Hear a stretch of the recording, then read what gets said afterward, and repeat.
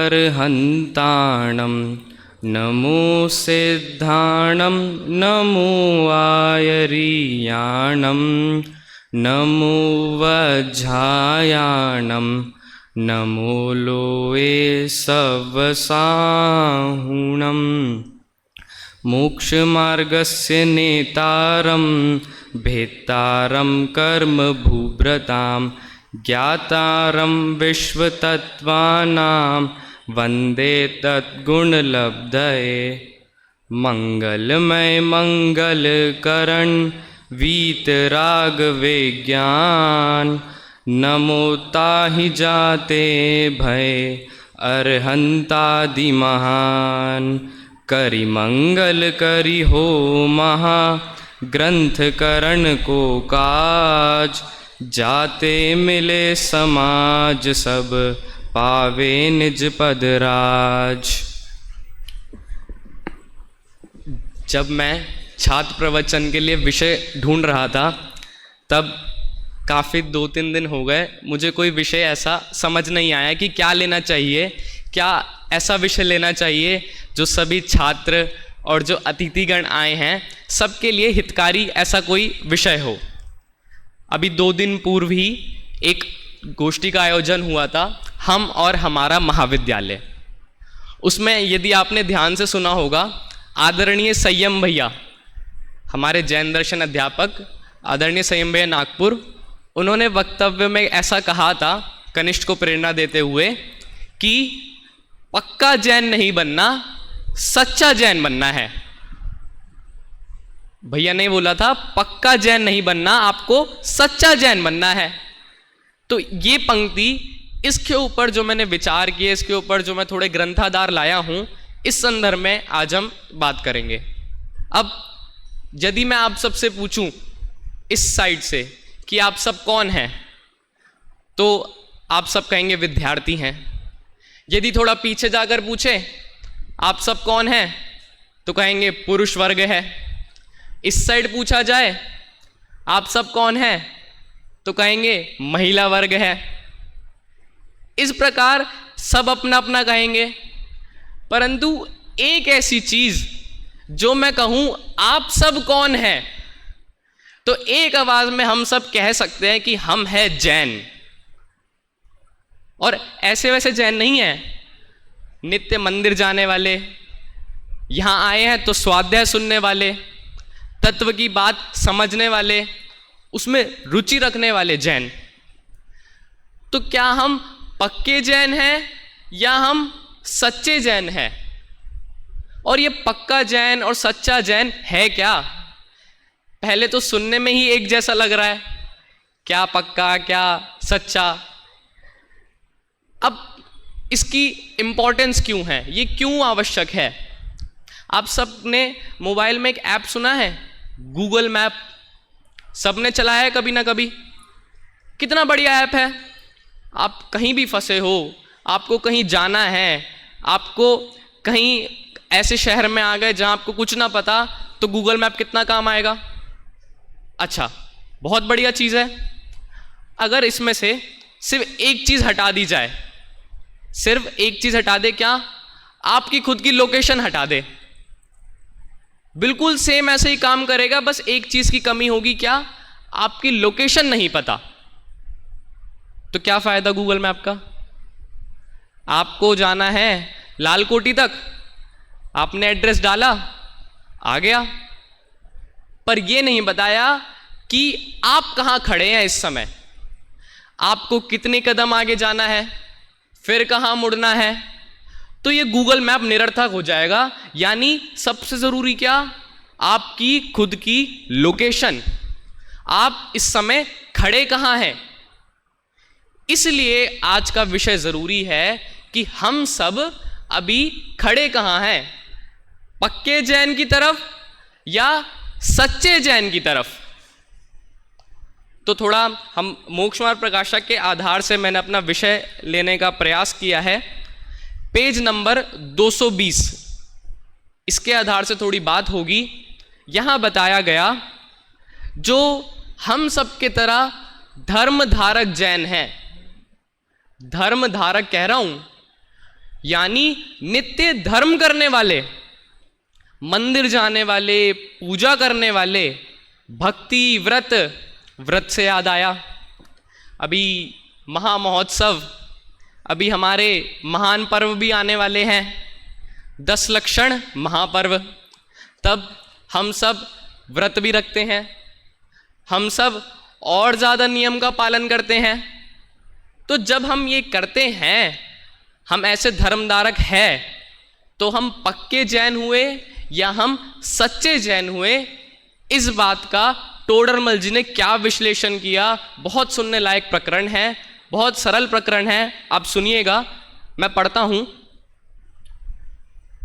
कितने ही जीव कुल प्रवृत्ति से अथवा देखा देखी लोभादिक के अभिप्राय से धर्म साधते हैं।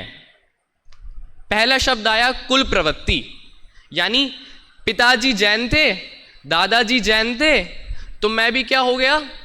जैन। कुल की प्रवृत्ति में मैं क्या हो गया? जैनी हो गया।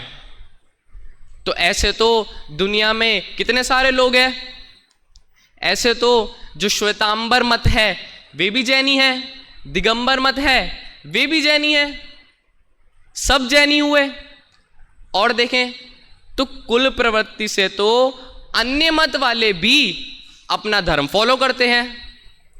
यदि कोई बौद्ध है तो वो बुद्ध धर्म को फॉलो करेगा, कोई इस्लाम है तो वो उसमें पैदा हुआ तो इस्लाम को फॉलो करेगा।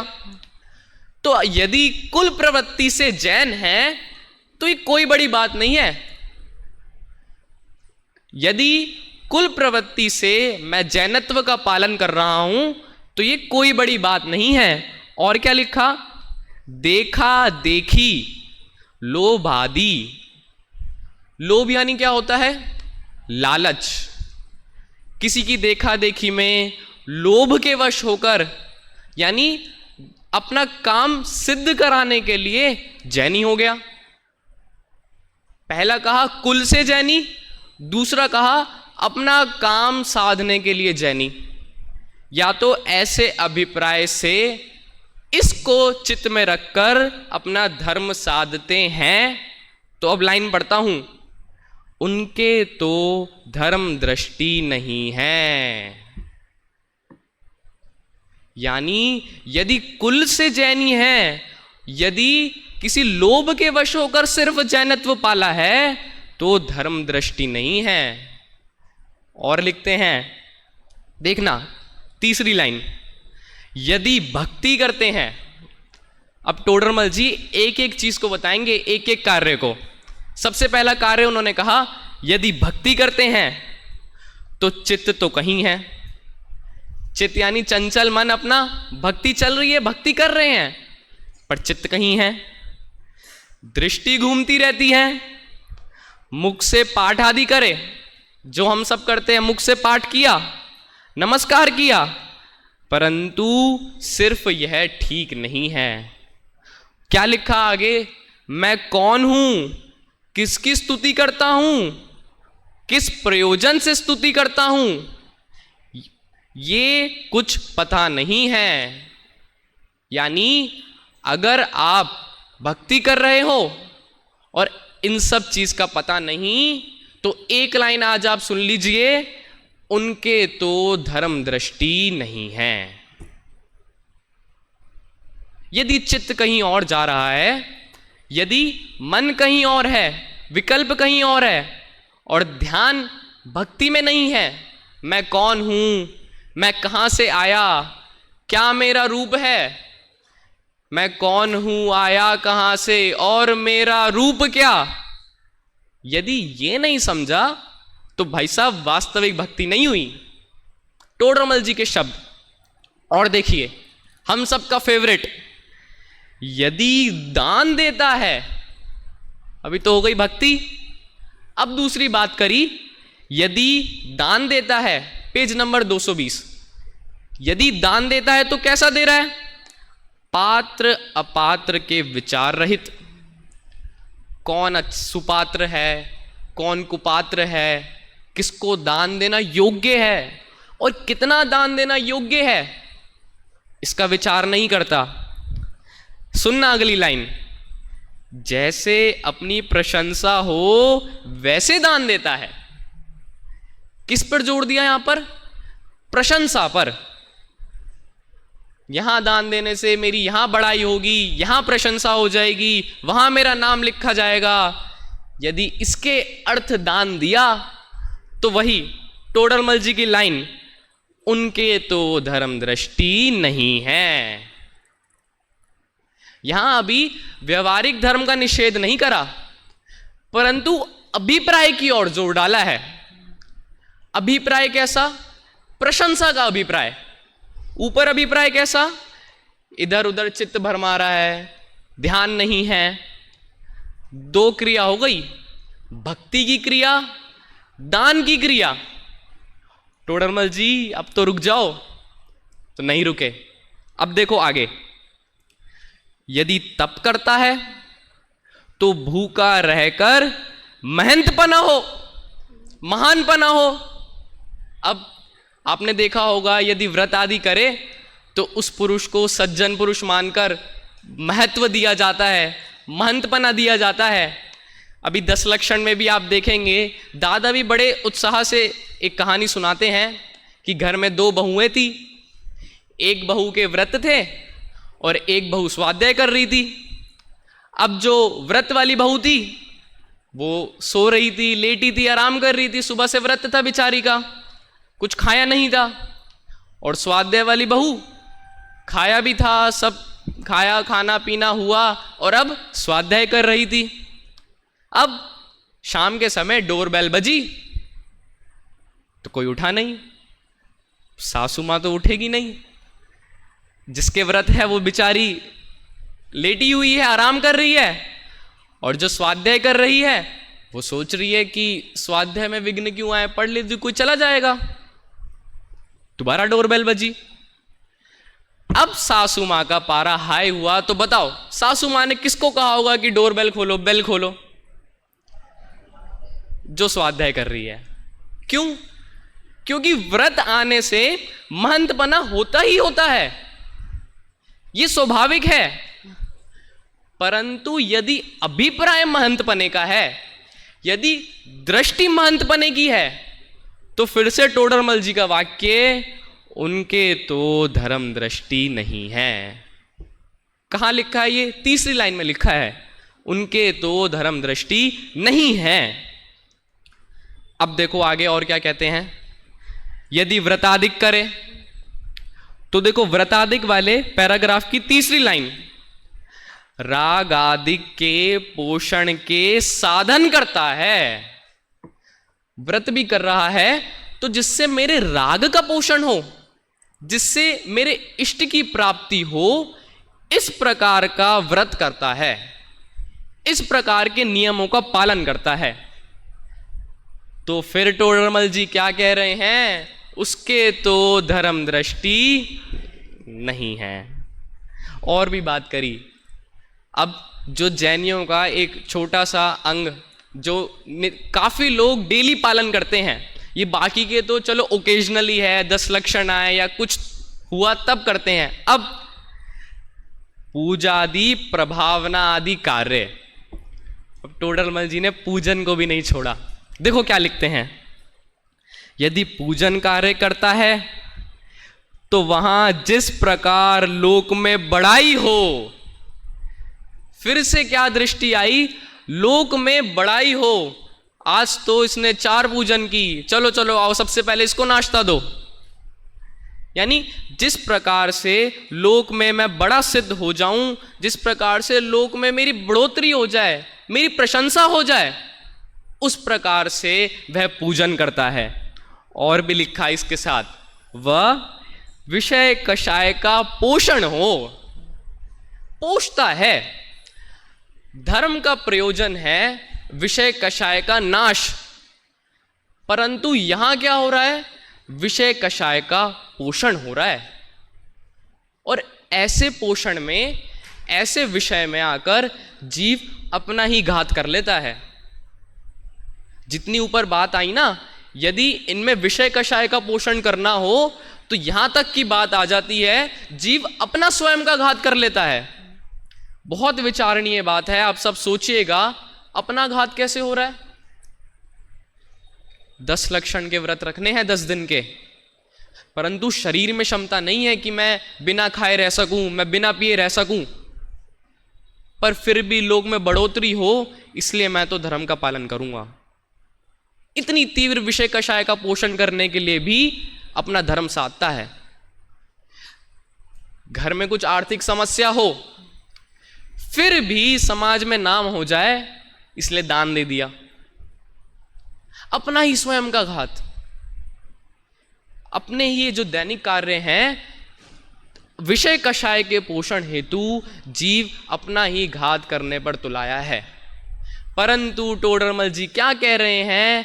ऐसे जीव को, तीसरी लाइन, उनके तो धर्म दृष्टि नहीं है। कितने ही साफ शब्दों में कह दिया, यदि आप ये कार्य करते हुए ऐसा अभिप्राय रखते हैं, किस पर वजन दिया? अभिप्राय पर।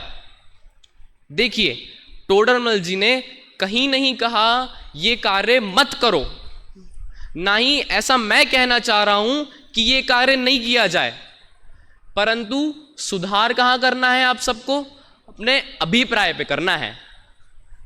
अब जिस बात को मैं आज मुख्य करना चाहूंगा, अंतिम पैराग्राफ, तथा शास्त्राभ्यास करता है। शास्त्राभ्यास यानी धर्म सुनना, समझना, शास्त्र पढ़ना, पढ़ाना, जो हम सब यहाँ सीख रहे हैं, हम सब ये करने वाले हैं। 10 लक्षण में जाके हम सब करेंगे। यानी विद्यार्थी हो, ये सब अभी ये वाला पैराग्राफ मूलतः आपके लिए है। यदि शास्त्राभ्यास आप कर रहे हो तो पद्धति रूप प्रवर्तता है। ये तो चलो परंपरा से आ रही है, चलो हम भी कर लेते हैं, हम भी करवा लेते हैं।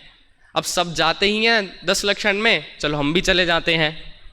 प्रवचन में पूरी क्लास गई है, चलो हम भी चले जाते हैं। ऐसी पद्धति रूप प्रवर्तता है।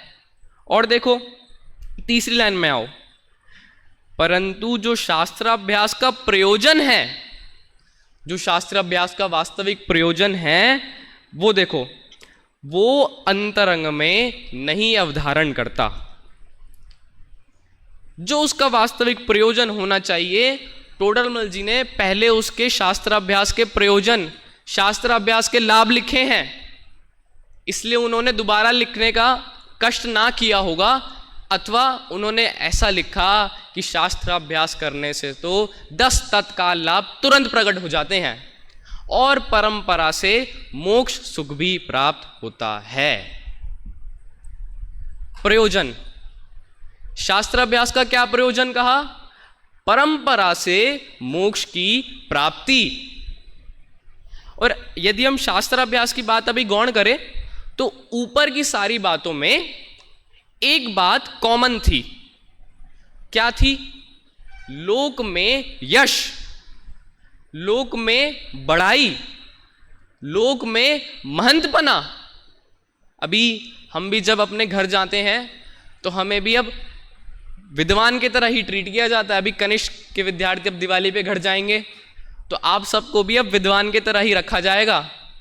अब आप सबसे जो घर के काम थे ना, वो सोच समझ के करवाए जाएंगे।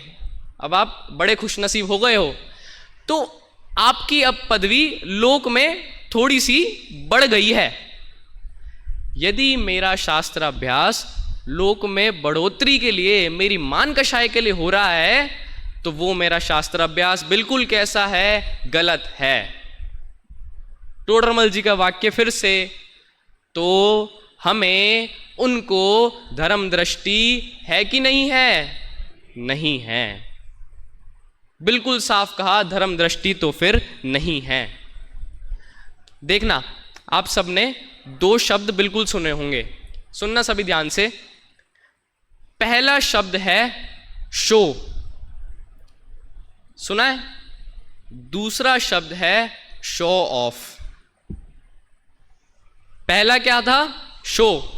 दूसरा, आप सब इसमें अंतर समझते हैं? शो ऑफ यानी होता है कोई काम करना, परंतु किसी को इंप्रेस करने के लिए, किसी को उलझाने के लिए, अपनी बढ़ोतरी के लिए। पर शो क्या होता है? सहज अपना कार्य करना, कोई देखे तो ठीक, ना देखे तो ठीक। यहां टोडरमल जी कह रहे हैं शो करने में दिक्कत नहीं है, दिक्कत कहां है? शो ऑफ में। और एक बात कहता हूं, दर्शन के बिना, आत्मानुभूति के बिना, अपनी आत्म तत्व को समझे बिना पूरा चारित्र शो ऑफ है। पूरा का पूरा चारित्र एक दृष्टि से, निश्चय दृष्टि से देखा जाए तो बिना आत्मानुभूति के लिए, बिना दर्शन किए, बिना श्रद्धा किए पूरा का पूरा चारित्र क्या हो जाता है? जीरो। ये सब बातें थी पक्के जैन की। पक्का कैसा? अपने कार्य करने में बिल्कुल पक्का, एक दिन भी मंदिर नहीं छोड़े, इतना पक्का। कुछ भी हो जाए अपना व्रत ना तोड़े, इतना पक्का जैनी। कैसी भी स्थिति हो, कैसी भी परिस्थिति हो, कैसा है? पक्का जैनी है, कहीं नहीं जाएगा। भले रूठ जाए सारा जमाना, नहीं रागियों की शरण में है जाना, इतना पक्का जैनी। पर दिक्कत कहां है? सारी दिक्कत है अभिप्राय की। बार बार टोडरमल जी ने संकेत किया, अभिप्राय सुधारो, अभिप्राय बदलो। अब ये अभिप्राय के वजह से ही मैं बताता हूं और क्या क्या हो जाता है। अब आप सब कल्पना कीजिए, एक दिगंबर संत, निर्ग्रंथ मुनि, परंतु कैसे? अभी कषाय चौकड़ी का अभाव नहीं हुआ, अभी अनंतानुबंधी है, अभी मोह का अभाव नहीं है, परंतु 28 मूल गुण का अटूट पालन है। पक्के मुनि, पक्के धर्मी, पक्के जैनी। हम सब तो उनके आगे कुछ ही नहीं है, दासानुदास है। अब वो है पक्के मुनि, यदि कोई उन पर उपसर्ग करे तो आंख का एक कतरा लाल ना हो, परंतु फिर भी सम्यक दृष्टि नहीं है और कहां चले जाते हैं? ग्रहवैक तक जाके अटक जाते हैं। ऐसे पक्के मुनि। और दूसरी तरफ वो सम्यक दृष्टि, चौथे गुण स्थान वाला, जो भी विषय भोग कर रहा है, वो सच्चा जैनी। एक तरफ वे पक्के मुनि और दूसरी तरफ वो सच्चा जैनी जो नरक में जाके लड़ाई कर रहा है। एक तरफ वे पक्के मुनि और दूसरी तरफ वो सच्चा तिर्यंच जो ना जाने अभी गाय भैंस बनकर कहीं घूम रहा होगा। फिर से, एक पक्के मुनिराज और दूसरी तरफ एक सच्चा देव जो हजारों देवांगनाओं से अभी घिरा हुआ है। इतना बड़ा फर्क आ जाता है एक पक्के जैनी में और एक सच्चे जैनी में, कि सच्चा जैनी जो ऐसे विषय कषायों में है परंतु फिर भी 4 कषाय चौकड़ी का अभाव है, फिर भी वो अधिक जैनी है बाकियों से। फिर से कहता हूं, यहां किसी भी क्रिया का निषेध नहीं है, किसी भी क्रिया को करने को मना नहीं किया, परंतु कैसे नहीं करना ये टोडरमल जी ने बताया।